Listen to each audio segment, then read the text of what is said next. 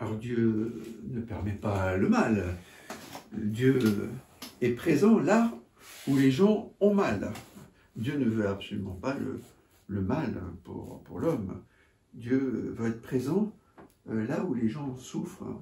Un jour, on a posé la question au pape français, pape François, mais où donc était Dieu pendant cette Seconde Guerre mondiale, par exemple? Et il était là où tous les gens souffrent. Donc au cœur de la souffrance, et beaucoup de gens souffrent, et on a le droit de souffrir, on a le droit de ne pas aller bien, hein. Mais on a le droit davantage d'être présent à la présence de Dieu, qui est présent là où nous souffrons. La présence de Dieu est beaucoup plus profonde que notre souffrance. Alors parfois c'est difficile de le dire à la place des gens, mais nous devons le croire. La foi nous conduit à croire que Dieu traverse nos souffrances, les habite.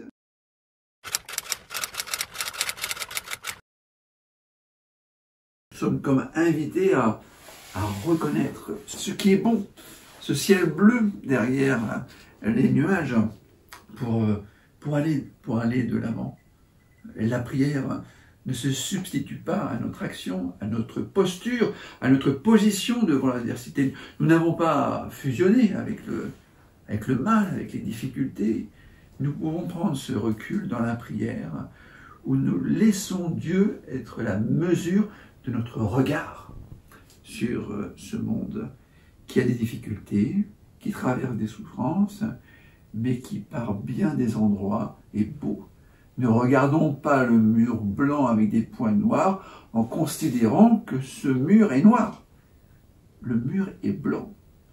Et ces difficultés, nous allons les traverser en étirant à l'infini par la foi. Ce mur blanc et nos petites taches noires se perdront dans l'espace de la beauté, de la promesse de Dieu.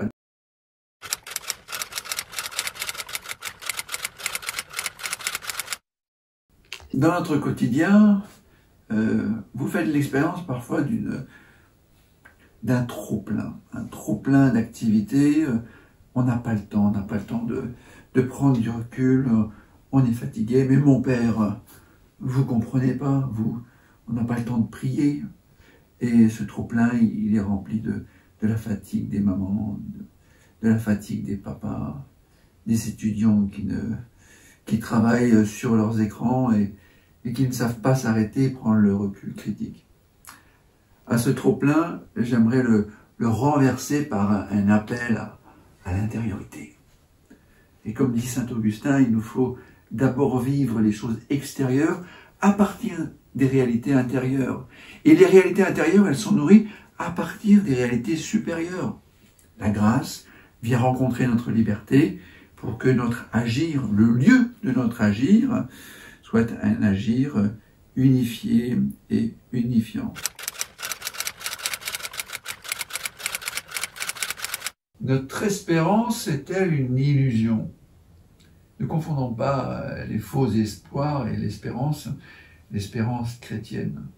L'espérance chrétienne nous fait participer à une réalité stable, une réalité profonde, une réalité pérenne, qui nous fait tendre déjà vers les réalités éternelles. Nous goûtons Dieu, non pas de passage, mais nous goûtons la présence de Dieu, parce que cette présence de Dieu va durer éternellement. C'est ça, la promesse chrétienne.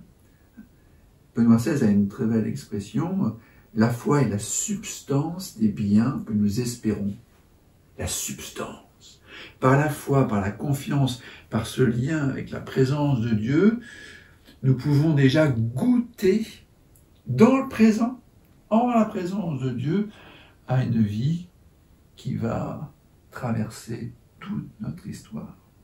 Une vie éternelle qui n'est pas simplement une vie future, mais qui est une vie actuelle.